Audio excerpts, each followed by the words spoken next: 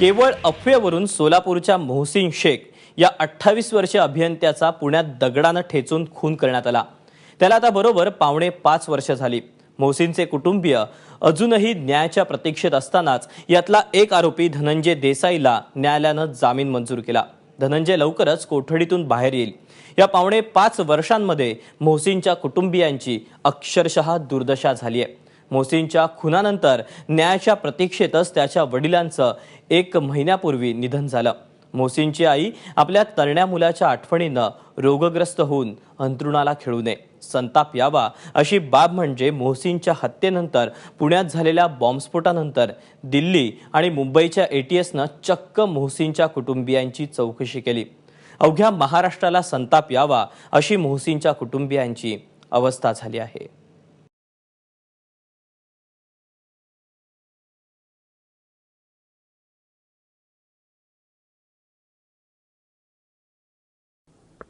न्यायाचं तत्व काय माहिती आहे? जस्टिस डिलेड जस्टिस डिनाय असं म्हणतात।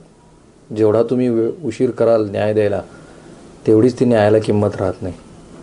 आणि खरं म्हणजे मोहसिन शेखच्या बाबतीमध्ये जे काही झालं तिथं आपल्याला एक संधी होती एक एक्झाम्पल सेट करण्याची देशासमोर, की जेव्हा प्रधानमंत्री असं म्हणतात की आम्ही खूप इंटॉलरंट आहोत देशभरात मायनॉरिटी कम्युनिटीच्या बाबतीत घडत असलेल्या कोणत्याही घटनेसंदर्भामध्ये, आणि आमच्यासाठी सर्व जनता ही एकसारखीच आहे। असं जर असेल तर जो इतका वाईट पद्धतीनं एका इंजिनियरचा पुण्यासारख्या शहरामध्ये खून केला जातो आणि त्याला पावणे 5 वर्षानंतर त्याची ट्रायल पण सुरू होत नाही, तर याला कुठला न्याय म्हणणार तुम्ही?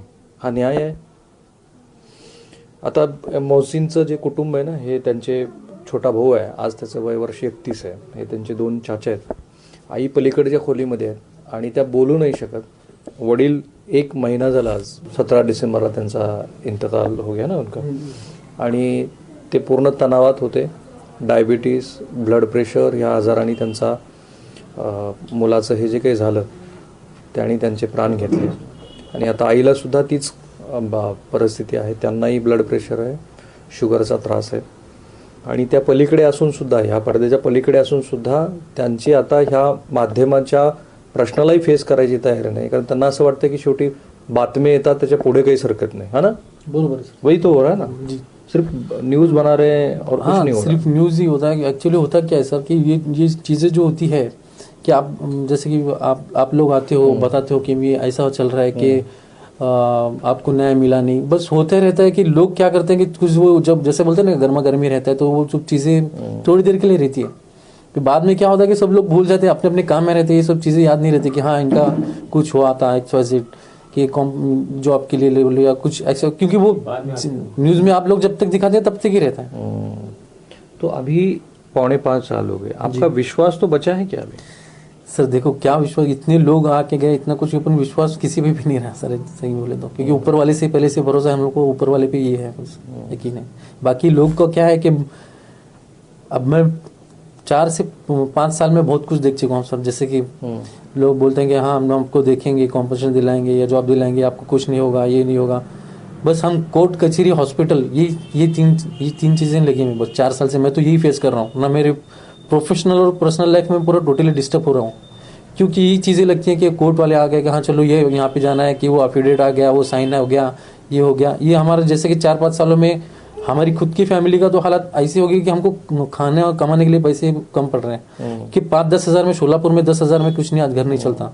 तो उसी टेंशन में हमारे पिताजी थे, वो टेंशन में एक महीना पहले अब्बा का इंतकाल ऐसा हो गया कि ये हाइपर टेंशन में कि अभी बच्चा है कि ऐसा होगा, कि जॉब रहते तो हम क्या, हमारा प्लान क्या था कि हम 2 लोग थे, हम वहाँ पे कुछ अर्न करेंगे, अर्न करके वहाँ पे मम्मी डैडी को वहीं लेके जाएंगे, ऐसा कुछ करेंगे। क्योंकि सोलापुर जैसे सिटी में 10-12 हज़ार में मैं जॉब करता हूँ। अब 10 हज़ार में देखेंगे तो 15 दिन के अंदर ही 10 हज़ार रुपये खत्म हो जाते हैं, कि लाइट बिल रहता है, खाना पीना रहता है, कुछ भी रहता है। तो ऐसे इसमें सर्वाइव करना पड़ रहा है। और ये बीच में हॉस्पिटल, फिर बाद में ये जैसे कि इसका आपका कोर्ट के काम, कोर्ट कचहरी के कामों में, बस इसमें 4 साल से तो मेरी लाइफ इसमें ही जा रही है। आपकी शादी हुई क्या? हाँ हो गई सर। तो आप जब ये घटना हुई थी तो उसके बाद तब के जो मुख्यमंत्री थे पृथ्वीराज चौहान साहब उनसे मिले थे जी आणि त्यांनी यांना आश्वासन दिलं होतं की आप हम मराठी में बोलेंगे तो ज़्यादा बेटर रहेगा. त्यांनी असं म्हटलं होतं की ह्यांच्या फॅमिलीतल्या एका कुटुंबाला तुम्ही आता स्क्रीनवरती जर तो फोटो मी पाठवलेला ह्यांच्या जॉब ॲप्लिकेशनचा बघत असाल तर मुख्यमंत्र्यांनी त्यांना आश्वस्त केलं होतं की सोलापूर महापालिकेमध्ये तो तिथे तरी कमीत कमी त्यांनी थेट नियुक्ती करावी म्हणून असं लिहून दिलं होतं त्यांना. थेट नियुक्ती करावी. थेट नियुक्ती करावी म्हणून त्यांनी मुख्यमंत्र्यांनी यांना जॉबचं आश्वासन दिलं होतं तेव्हाच्या. पृथ्वीराज चव्हाण साहेब होते तेव्हा, जब आर पाटील साहेब पण होते तेव्हा, जब प्रणितीताई मॅडम जेव्हा होते आम्हाला घेऊन गेलो होते त्यांच्याकडे. मग त्यांनी काय म्हटलं होतं की सगळे म्हणजे डॉक्युमेंट वगैरे ह्युमॅनिटी ब्रांचवर त्यांनी बघितलं होतं. त्यांचं म्हणणं काय होतं की हा म्हणजे हे डॉक्युमेंट्स होते, हे प्रकरण झाला होता. मग माझे वडिलांचे जे एक्सपायर झाले मागच्या डिसेंबरला 2019ला 2018 डिसेंबरला 17 डिसेंबरला. मग त्यांनी काय म्हटलं की म्हणजे मला म्हणजे गव्हर्नमेंट सेक्शनमध्ये कुठेतरी जॉब म्हणजे मी जॉब कुठे करेल तिकडनं काहीतरी अनविनानी आमचं घर चालेल तिकडनं. पण ते गव्हर्नमेंट जॉबचं तर पण काय भेटलं नाही आणि कॉम्पन्सेशनचा एवढा मागे लावा लागला या म्हणजे सरकारच्या मागे की आम्ही कमीत कमी कॉम्पन्सेशन तुम्हाला देऊ असं. वडील जेव्हा अगोदर 2014ला ते वडील स्ट्रेट फॉरवर्ड म्हटले होते की अगोदर मला काहीतरी जॉब लागू दे म्हणजे शासनामध्ये कुठे व्यवस्थित. कारण कसं आहे भावाला कसं आहे की ती IT इंजिनियर असल्यामुळे त्याला 1,00,000-1,50,000 सॅलरी होत असते आणि मी पुण्यामध्ये होतो, मला पण चांगला सॅलरी होती. मी 25-30 कमवत होतो आम्ही. मग ते दुरून मग घर पण चालवतो ना आम्ही, तिथे पण आम्ही हे होतं व्यवस्थित होते, बरं होते. पण ते असं घडल्यामुळे आम्हाला परत सोलापूरला यावं लागला. सोलापूरमध्ये पण जॉब मी सर्च केलो, जॉब केलो सोलापूरमध्ये 10-15 हजारमध्ये काम करणार. परत हे कोर्ट कचेरी हॉस्पिटल लागलं तरी ते हाय ते पैसे जे कमवत होतो ते ह्याच्यातच हे झालं आधीच्या सरकारमध्ये. आताच्या नंतरचं जे फडणवीस सरकार आलं त्याच्यामध्ये पण तुम्ही जॉबसाठी अप्लाय केला होता. जॉबसाठी अप्लाय केलो आणि परत आणि तुम्ही कोणाला भेटले होते का? मुख्यमंत्र्यांना भेटले, पालकमंत्र्याला भेटले? नाही तसं तर काय झालं नाही, कोणाला भेटलं मग तुम्ही आम्ही ऍक्च्युली कसं होतं माझा एक मी जेव्हा प्रायव्हेट लिमिटेडमध्ये होतो माझा एक फ्रेंड होता धवल वेलानी म्हणून. त्याने ऍक्च्युली मोदी सरकारचे म्हणजे जे कॅम्पेनिंग जे करतात त्या फील्डमध्ये तिने होतात. मी जे काही डॉक्युमेंट होते माझे म्हणजे आपल्या ह्युमॅनिटी ग्राउंडवर जे मी तुम्हाला जे आता जे दिलोय झेरॉक्स ते त्यांना दिलं होतं आणि त्यांनी म्हटलं स्टेट फॉरवर्ड की नाही आपल्याकडनं ते जॉबचं आणि हे ते होणार नाही म्हणून. मी म्हटलं मग सोडून दिलं होतं विषय. जॉब पण नाही मिळाला. जॉब पण नाही मिळाला. कॉम्पेन्सेशनचे 10 लाख रुपये तुम्हाला सँक्शन झाले. 10 लाख नाही ऍक्च्युली सुरुवातीला म्हणजे 5 लाख राज्य सरकारचे आणि 5 लाख केंद्र सरकारचे. तर ते किती वर्षानंतर मिळाले? 240 वर्ष लागले त्याला, पण 2 वर्ष तर कमीत कमी लागले. आणखीन एक या केसमध्ये महाराष्ट्रातले जे ह्या कुटुंबियांची मागणी अशी होती की एक चांगला वकील लावावा आणि घटनेचं गांभीर्य पाहता महाराष्ट्रातले जे नामवंत वकील आहेत अशा नामवंत वकिलाची इथे नियुक्ती करायला हवी होती आणि केस फास्ट ट्रॅकवरती आणायला हवी होती, है ना? मी जेव्हा पृथ्वीराज चव्हाण साहेब होते ना तेव्हा वडिलांनी तेच सांगितलं होतं की हे जे केस आहे फास्ट ट्रॅकवर घ्या म्हणून. त्यांनी म्हटलं हो आपण फास्ट ट्रॅकवर घेऊन. आम्ही फक्त हेच म्हणले होते की हे जे केस जे आहे एक तर फास्ट ट्रॅक मध्ये घ्या, दुसरा ते उज्ज्वल निकम साहेबांना हे करा म्हटले होते, सरकारी वकील म्हणून नियुक्त करा म्हटले होते. मग पृथ्वीराज साहेबांनी आमच्या समोरच फोन केला होता आणि उज्ज्वल निकम साहेबांना फोन केला होता. मग त्यांनी म्हटले हो महत्वाचा केस मी करतो म्हटले होते. परत ते केस करत होते. मग थोड्या वेळाने म्हणजे 2 वर्षानंतर आता हिअरिंग मध्ये आलं म्हणजे सेशन कोर्टमध्ये पण आला नाही, हायकोर्टमध्ये हे सगळं केस आहे होणार तर तिने अचानकच सोडले. सर का बरं सोडले वडिलांना पण विचारले होते का बरं सोडले सर, रिझन जर सांगा म्हणून. तिने कोणाला सांगितलं नाही की का बरं तिने केस सोडले आणि काय झालं म्हणून. महाराष्ट्राच्या आत्ताच्या इतिहासामध्ये ज्या काही गंभीर घटना घडल्या तिथे महाराष्ट्र सरकारनं अत्यंत संवेदनशीलपणे चांगल्या वकिलांची नियुक्ती केली. मग इथं का नाही केली? इथे करायला हवी होती. म्हणजे घटनेचं गांभीर्य बघता आणि जो अल्पसंख्याक समाज आहे, जो भारताचा इंटिग्रल पार्ट आहे, त्या समाजामध्ये तुम्हाला जो एक चांगला मेसेज द्यायचा होता तर तुम्ही मग का नाही वकील नियुक्त केला आणि त्या वकिलाकडनं हे प्रकरण ढसाल लावायचा प्रयत्न केला असं ह्या कुटुंबियाचं म्हणणं आहे. तो आपको क्या लगता है, मतलब अब तो जो मेन अक्यूज है, जो मुख्य आरोपी आहे त्याला पण जामीन झाला आहे, प्रकरण तर पुढं सरकत नाही आहे. हे तर चुकीचं व्हावं लागलं सगळं. ते त्याला जामीन द्यायला नव्हतं ते. पहिलं तर बाहेर सोडली की परत त्याने काहीतरी दुसऱ्याला पण त्यांचा पण जीवाचा वगैरे धोका असतील. ह्याला असे लोकांना बाहेर सोडायचं काहीच गरज नाही. हा त्याला काहीतरी त्याने जे काही केले त्यांनी त्याच्यावर ताबडतोब हे सजा व्हायला पाहिजे. पण तुमचे भाऊ जेव्हा जिवंत होते तेव्हा त्यांना कधी कोणी धमक्या दिल्या, काही फोन आले, असं कधी प्रकार नाही, काही- नाही, नाही काही असं नाही काहीच नाही. सध्या तसं कुटुंबाला कोणी त्रास काही नाही, देते वगैरे काहीच नाही, अशातला काहीच अशातला भाग. कुठंच काही नाही. आता ह्या कुटुंबाकडे बघतो कोण मग? आणि ते सध्या येता जाता आम्ही दुसरीकडे राहतो, येता जाता चक्कर मारतो, काय चाललं काय नाही बघतो. हे जे आहेत ना, हे जे मोहसिनचे चाचा आहेत, हे स्वतः कोर्टामध्ये 30 वर्ष होते तुम्ही. काय म्हणून होते तुम्ही कोर्टात? बेंच क्लर्क म्हणून होतो. Bench clerk. आता मला सांगा भाई, ह्या दोघांपेक्षा तुम्हाला जास्त न्याय कळतो 4.5 वर्ष इतक्या गंभीर घटनेला लागतात का कोर्टामध्ये? अजून तर चार्जही फ्रेम झालेला नाहीये. चार्ज फ्रेम झालेलाच नाहीये अजून, तर चार्ज फ्रेम व्हायला बोलव. आणि आता हे जे मेन इनकॉन्फरन्सी जे होतं धनंजय देसाई, त्याला जामीन दिला, हे चुकीचं आहे. पुन्हा एकदा महाराष्ट्राला लक्षात घ्या, मग ह्यांना न्यायालयीन प्रक्रियेचा पूर्ण अनुभव आहे. ते 30 वर्ष न्यायालयामध्ये होते सिनियर क्लर्क म्हणून. आता मला सांगा, जो बघतोय आपला प्रेक्षक आणि जो कदाचित फार तांत्रिक मुद्द्यावरती त्याला फारशी माहिती नाहीये, बरोबर, तर 302चं हे जे प्रकरण घडलं त्याच्यामध्ये किती दिवसामध्ये काय घडायला पाहिजे होतं आयडियल सिच्युएशन मध्ये? नाही, लवकरात लवकर प्रोसिडिंग पुढे जायला पाहिजे. आणि केस काय म्हणतात त्याला, आप अगर चाहते हो तो हिंदी में बोल दे, कोई प्रॉब्लम नहीं. हो, क्या होना चाहिए? सेशन कमिट होऊन लगेच त्याला आरोपींना समन्स काढून त्यांना हजर करून चार्ज फ्रेम करून घ्यायला पाहिजे आणि फास्ट ट्रॅकमध्ये चालायला पाहिजे. बरं, सेशन कमिट तर झालेलं असेलच, झालंय सेशन कमिट झालेलं आहे, पण सेशन कोर्टाने लगेच सर्व आरोपींना हे समन्स काढून किंवा नोटीस काढून त्यांना चार्ज फ्रेम करून लगेच हे करायला पाहिजे होतं. हो, पाहिजे होतं. जनरली सामान्य सुद्धा खून असेल एखादा, हो, तर त्याच्यात किती दिवसामध्ये कन्व्हिक्शन यायला पाहिजे? 1 वर्षात.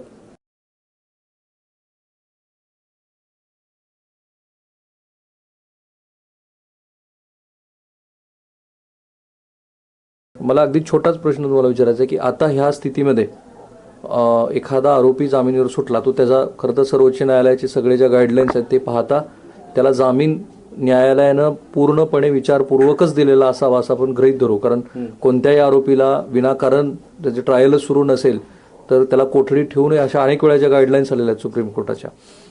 आत्ता ही स्थिती आहे आणि तुम्हाला कोर्टाचा अनुभव आहे. आता काय काय 5-10 गोष्टी व्हायला पाहिजे होत्या, तातडीनं करायला पाहिजे होत्या?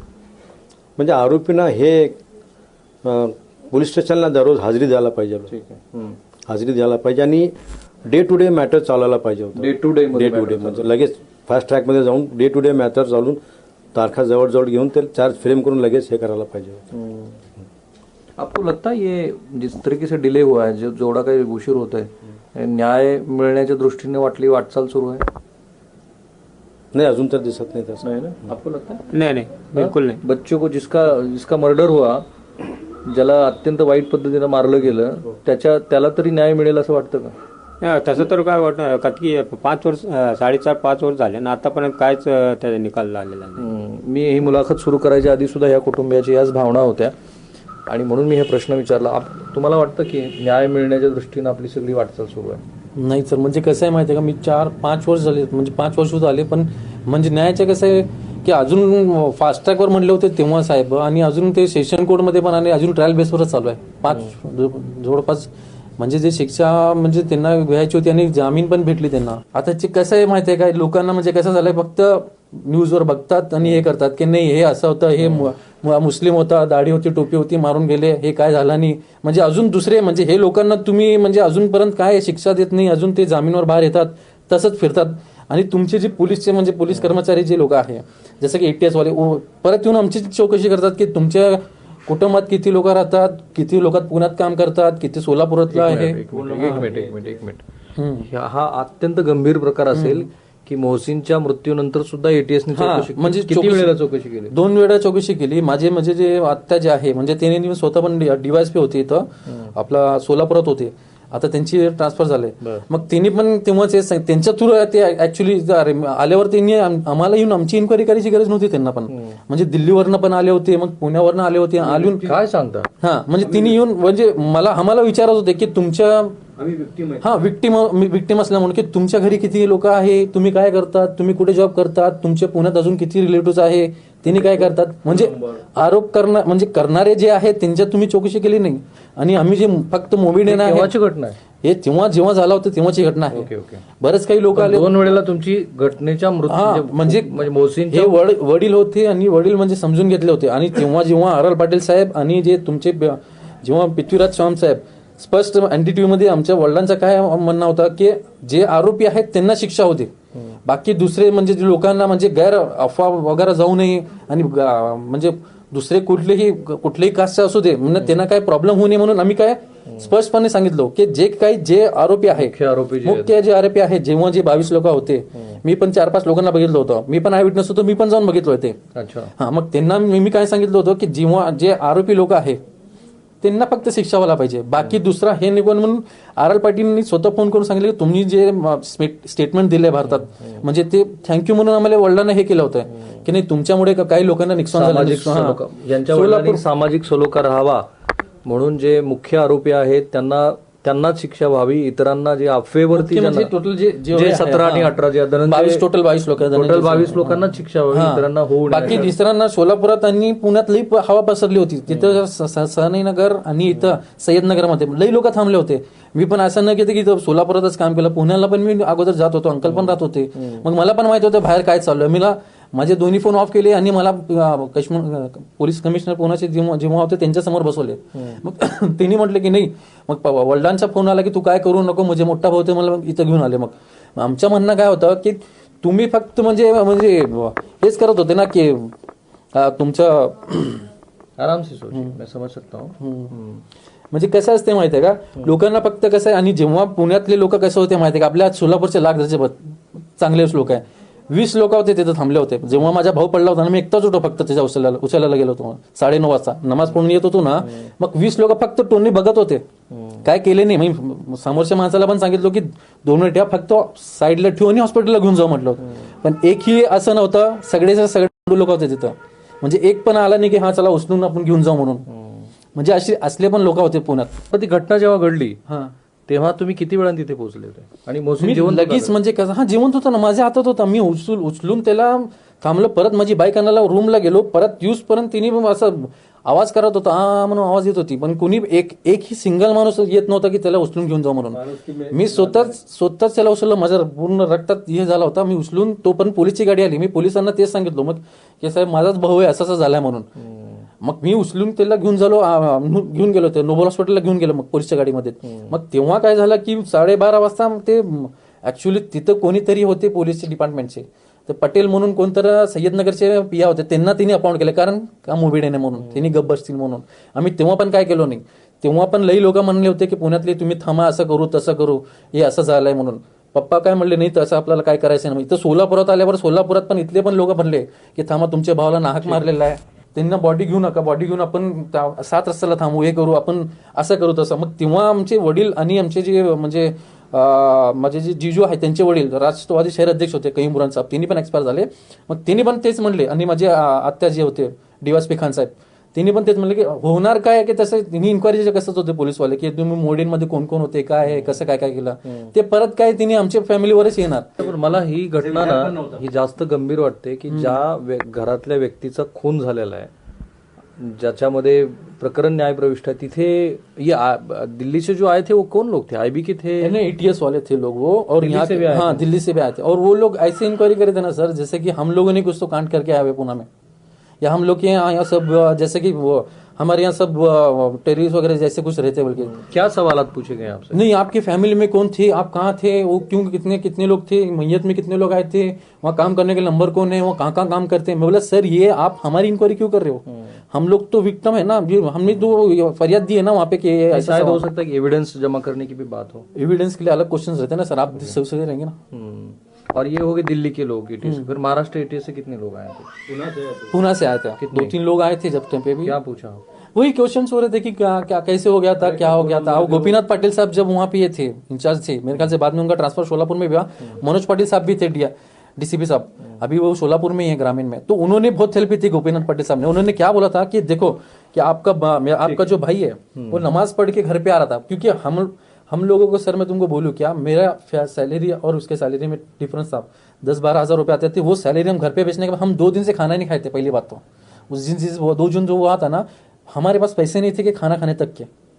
तो वो जो 11,000 रुपये थे ना, मेरे भाई ने उस दिन मेरे डैड के अकाउंट में ट्रांसफर किए थे, जिस दिन सैलरी भी थी, और मेरी सैलरी 10 तारीख को आने वाली थी।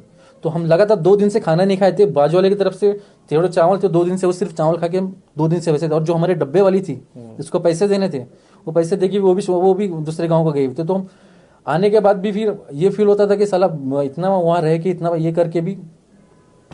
खूप सॅड स्टोरी आहे. आणि ह्या सगळ्या त्यांच्या म्हणण्यातली सत्यता न्यायालयीन प्रक्रियेमध्ये सिद्ध होईलच, जे काही होईल ते. परंतु जर व्यवस्थेवरती भारतातल्या कोणत्याही नागरिकाचा विश्वास राहावा असं वाटत असेल तर एवढी गंभीर घटना अत्यंत गांभीर्यानं घेऊन तेवढ्याच तातडीनं त्याची सुनावणी व्हायला पाहिजे होती.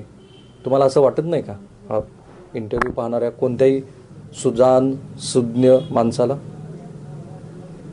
कॅमेरामन आयुब कागजीसह मी राहुल कुलकर्णी, ABP माझा, सोलापूर.